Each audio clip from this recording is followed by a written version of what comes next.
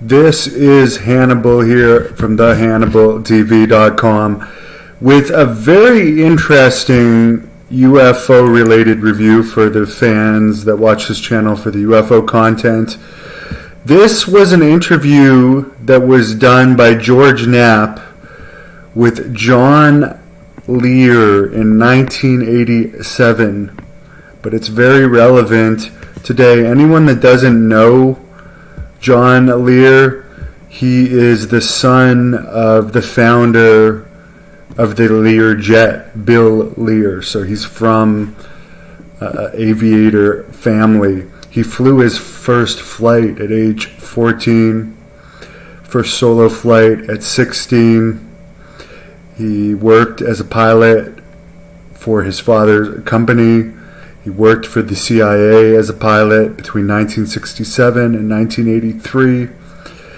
He held over 17 different world speed records, including one that between May 23rd and May 26, 1986, he flew around the world in a Lear jet that covered 22,000 miles in 50 hours and 39 minutes, which, again, we're talking about the 80s here. So, very credible guy.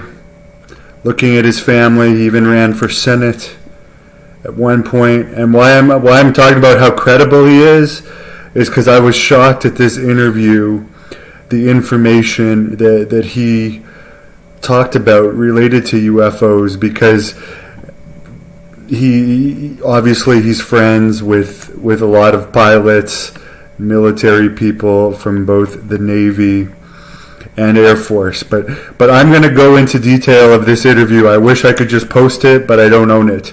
But this is very interesting. This is all from John Lear. And it aired on TV back in 1987. But as I said, this stuff is still very relevant today. Okay, he got interested in the UFO subject only around 1985. So he'd been flying for a long time before he got interested in the UFO subject.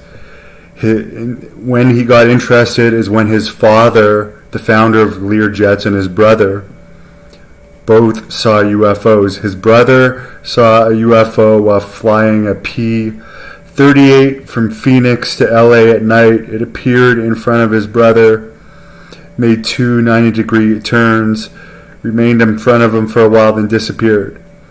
His father was flying at night in the Arizona desert and saw one. He had an Air Force friend who was retiring from the Air Force who came over around this time and mentioned that he had been stationed at Bentwater. After hearing about his father and brother's UFO case, Lear had been researching UFOs, so he was aware of the famous Bentwater UFO case, which, by the way, Paul Hellyer, former Canadian Defense Minister, talks about on this channel. The Air Force person confirmed that the UFO landed, and he knew people that saw it. He was not there that night. But this person that worked at Bentwater at that time gave the names of the people involved to Lear, who he eventually spoke with. He went and spoke with one security guy that was working at Bentwaters the night of the UFO incident, and this security personnel said he saw 3 aliens get out of the UFO after it landed, and they went up to the wing commander of the base. Colonel Halt, who's been open about UFOs, he was on the bench. Colonel Halt's dead now. I believe it's Charles Halt. He has come out and discussed the UFO lights and everything related to the situation except for the landing as of this interview. Also, Colonel Halt released a tape, an audio tape, where there's a 20-minute segment of him running through the forest during this night where it appeared the UFO was chasing him. Lear went on to say that a lot of military people have come forward about UFOs, but the press doesn't take them serious. And people don't want to take them serious unless major journalists come out and cover it. Now we are seeing more major journalists coming out and cover this stuff nearly 40 years later after this interview. John Lear went to say, the Air Force has made an art form of ridiculing people who have come public to talk about this and have done an excellent job of covering it up for the last 40 years. Now he's saying the last 40 years as of 1987. So he's basically saying, according to him, the U.S. has been aware of this since around 1947. David Grush, who's recently a former military guy working on the UAP task force for the Pentagon, also said that they've known about it for around that time. Lear says he did intense research on UFOs once he found out that it is basically a real phenomenon, and through his military contacts he came up with this information. And this is funny because a lot of this coincides with what David Grush testified to in Congress and also made statements from on News Nation. Lear said the government has retrieved between 10 and 15 actual flying saucers, 3 of which were in perfect condition. He also alleged, which Grush also said this, Grush said there's biological specimens from these crashes. Lear says here he's alleging that between 30 and 50 alien bodies have been placed in cryogenic storage. He says there is even people whose job it is to show these bodies to authorized heads of states that have to see them. He says, and this is interesting because Grush hasn't got into these specifics yet. But Lear says here, and I'm just reporting on the interview, you guys can take it for what you want and you can search it up yourself. He says there's at least 5 different civilizations out of these 30 to 50 alien bodies, and from these crash retrievals and supposed UFO retrievals, he's saying it appears that there's at least 5 different civilizations. He says he doesn't know why more major news stations don't cover it, because from his research, there's enough evidence, if people would look into it, that there's something to this. Now, I've interviewed Linda Moulton Howe, and here he talks about Linda Moulton Howe's documentary called A Strange Harvest on cattle mutilation, which is a very interesting phenomenon where the blood is basically sucked from these cattle and very precise incisions are made, and predators don't touch them. But Lear goes on to say here, from 1975 to 1980, when she made this A Strange Harvest documentary, there was 9,000 cattle mutilations in the world. So this is a very interesting and bizarre phenomenon. He says the cuts on these cattle mutilations and the way the blood is, it's not like predators work. As far as could a government do it, he says even back then in the 80s, it appears that some of these mutilations have actually been cut between cells with lasers, which at least at that time they didn't have technology to do. He says it could be covert technology causing these mutilations.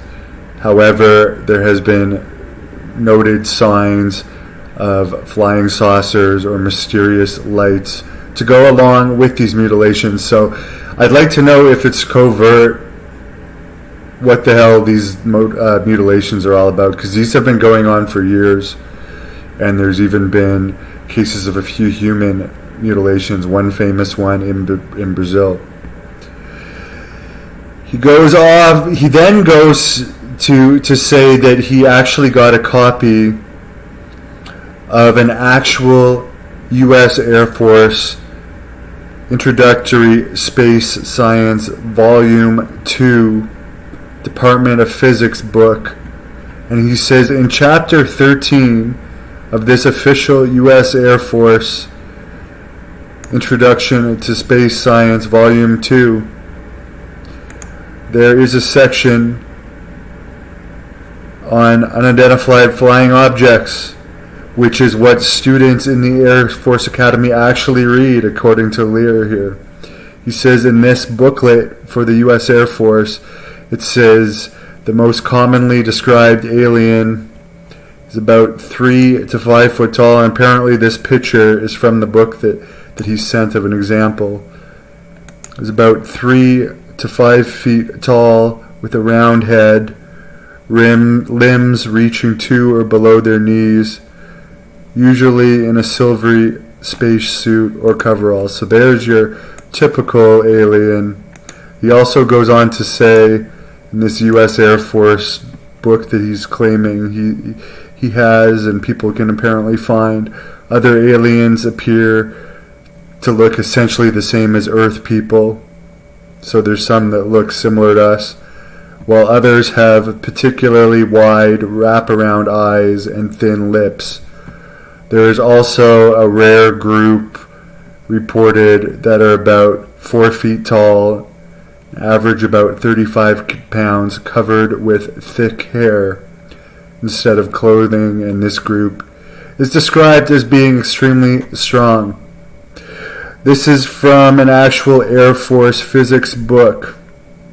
At the end of the chapter, they say this leads us to believe in the unpleasant possibility that we have alien visitors to our planet and alien-controlled UFOs.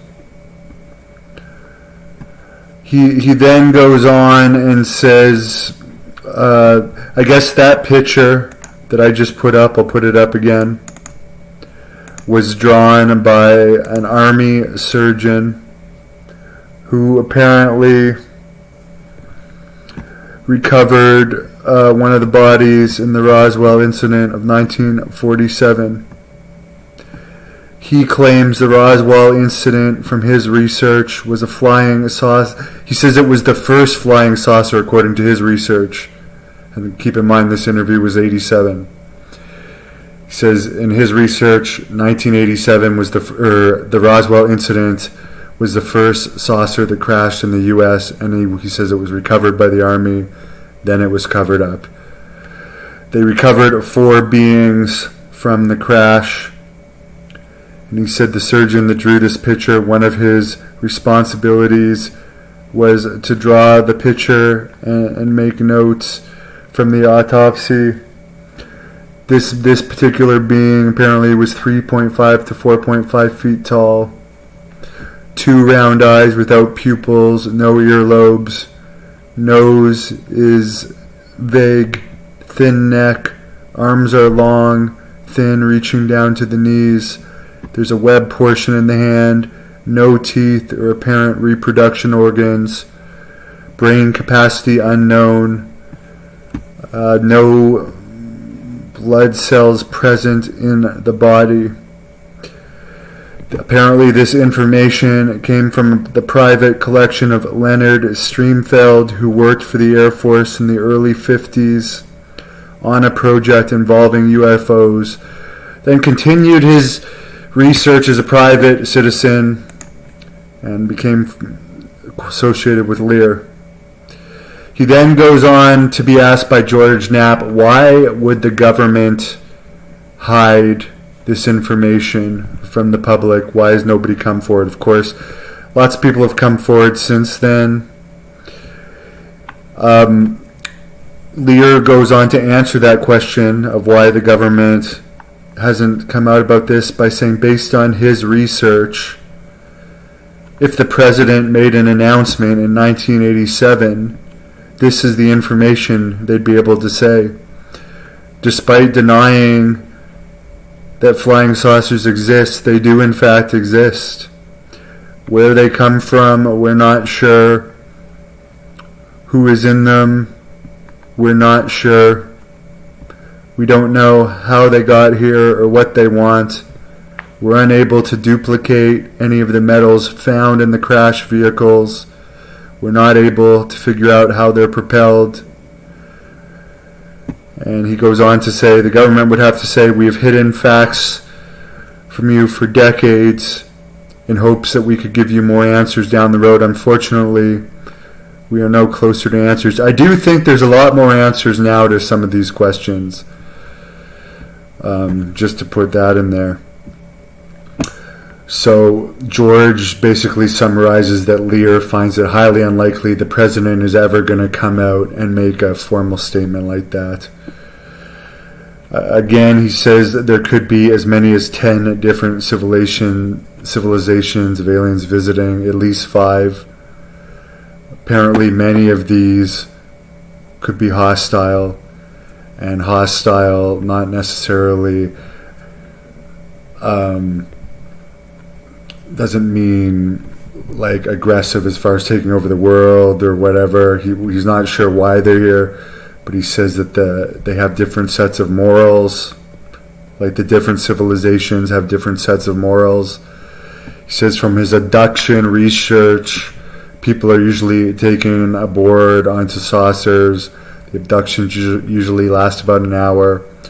All kinds of experiments are done, including injections, probes, cuts, sometimes metallic pieces inserted into people, sometimes memory wipes occur, and it isn't until months or years down the road that people remember this stuff through psychiatric therapy or hypnosis. A lot of the people that have claimed to be abducted do end up having mental health issues. Lear says they are trying to monitor us, and sometimes will put small BB type objects into people. He also says they put suggestions to people through telepathy. This has come out a lot lately, that supposedly these beings can speak telepathically. He believes genetic experiments may be occurring and possible crossbreeding experiments. He's not sure to what extent presidents are informed about this phenomenon. He knows that they are given briefings, but he suspects that it's 3 to 4 months before they know more details of how serious the subject is. He mentions that President Reagan, who was the president during this interview, had brought up aliens in several speeches when talking about how an outside force, such as an alien force, would unite the world. Because, of course, some people say that all aliens might have the same intention. Well, everyone on this earth doesn't even have the same intentions. And again, I'm just covering this interview. I'm not saying any of this is fact or fiction. All I'm saying is John Lear seems to be a credible person. Jimmy Carter also claimed that he saw a UFO. And he claimed before he was elected that if he was elected, he would release all the UFO information. He never ended up doing that. And of course, since this interview, we've heard Bill Clinton, Hillary Clinton, Barack Obama, and even Donald Trump have discussed UFOs.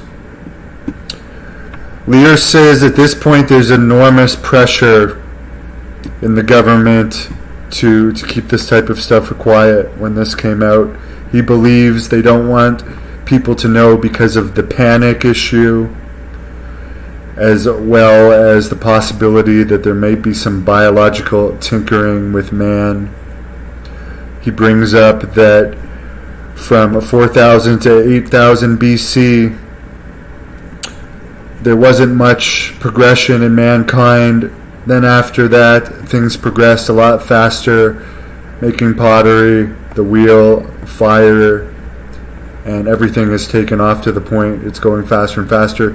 he's saying he believes there might have been some sort of interference. He talks about... Oh, yes, he talks... first of all, he put up this picture of one of the sample cattle mutilations. He does talk about fake UFOs, such as this one. And this wasn't even that publicly a fake UFO thing at the time.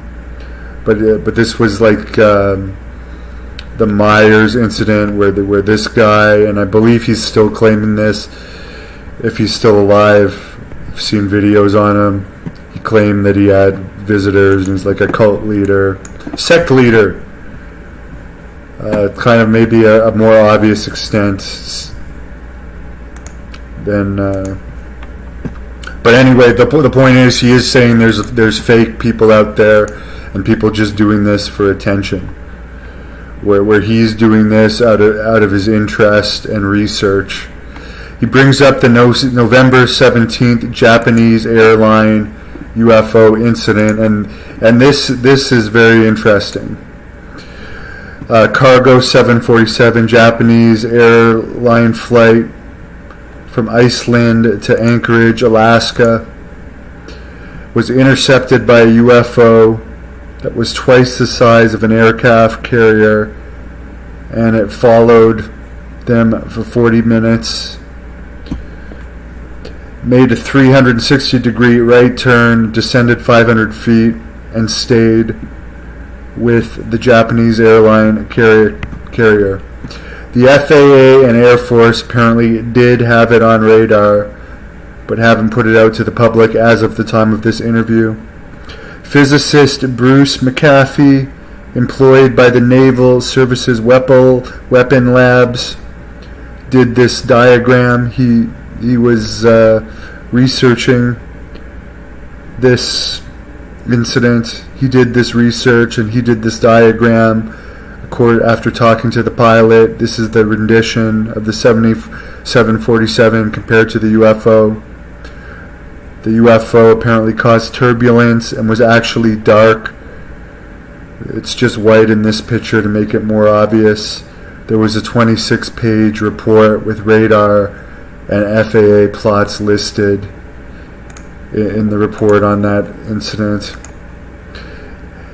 He also says that Vatican astrologists have reported moving lights and other phenomenon in the sky. Of course, David Grush has said the Vatican has known a lot more about UFOs since the 40s in his information that he's come out with lately to Congress and News Nation in the 2023s. Lear goes on to say, and keep in mind this is before Bob Lazar came out about Area 51, he goes on to say he doesn't know what's going on as far as UFOs in Las Vegas other than there's test sites for military craft and the Nellis Air Force Base. Again, this is before Area 51 went public with Bob Lazar revealing it to George Knapp, who was doing this interview with Lear. He says the main Air Force sightings that he's aware of were in 1975, and we've heard about this one and other sightings like it, when a UFO was hovering over a northern Air Force base that was guarding the perimeter of the U.S. near Canada. It hovered over a nuclear weapons storage area and stayed there with impunity for 2 to 3 hours. And this happened several times over a period of 3 days. And I believe that was in Montana. He says F-106s and helicopters were sent out to chase the UFOs, and they notified Canadian authorities. He said he believes at this point in time that there was 3 UFOs in Nevada on various military bases that are in good condition, and he believes there might have been one that was flown by the U.S. in 81 that was in perfect condition. So this is where he's getting more out there, but as I'm saying, this guy is fairly credible, and some of the stuff he said here has come out to be real over the past little while. I'm not saying everything with the details about aliens themselves, but a lot of this stuff is more known now. He says towards the end of this that he believes a breakthrough might be coming as more people directly involved in the military start coming out about this stuff. So that's my review of it. George Knapp interviewing John Lear. I noticed there's about 70 comments, so I won't go through them all. One of my friends sent me a video that last Wednesday, or this Wednesday, the 9th, he shot one in New Hampshire. Someone says he lives in a UFO hotspot. Someone says UFOs are made if the alien people. Someone with another theory. Everyone's entitled to their theory. I'm just open-minded and interested in the subject because obviously there's enough proof out there that there's unidentified flying objects flying around out there. And very credible people coming out about it. And I want to know what the heck they are. Bob Lazar appears to be right about a bunch of things, including an element, and I forget the name of it. He knew about an element back in '89 that wasn't even discovered formally until recent years.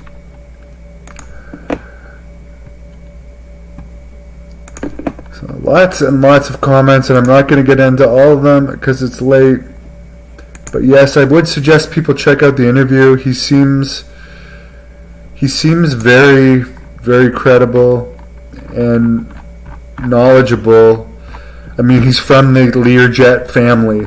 This is not somebody like me doing this research with hardly any direct military contacts other than people I contact to interview. This is someone that's in the aviation business that has lots of contacts and is able to research stuff. And some of the stuff in this interview became known in the 35 years since the interview came out. That's why it was worth talking about here. Anyways, guys, I appreciate all the 30 years ago. Yeah, I believe it's actually more than 30 years ago because it's 87. But pretty interesting stuff. I'm going to shut up now because this has already gone on almost half an hour. I've actually talked about the interview for the length of the interview. The interview's a half-hour interview. However, I can tell you I did take notes on almost everything that was said in the interview. I found it very interesting. I listened to it twice before I decided I was going to do a report on it because I found him so credible, and some of the information in this is pretty interesting. Especially, I find it interesting about the multiple civilizations because obviously there does have to be multiple civilizations. And it is interesting that some very well can look exactly like us or very similar to us, and we wouldn't even know it if they're walking around here. And we don't know if he doesn't talk at all about the underwater stuff. There's a lot going on underwater with UFOs. Pretty much all of them seem to be able to go underwater in our atmosphere and outside of our atmosphere.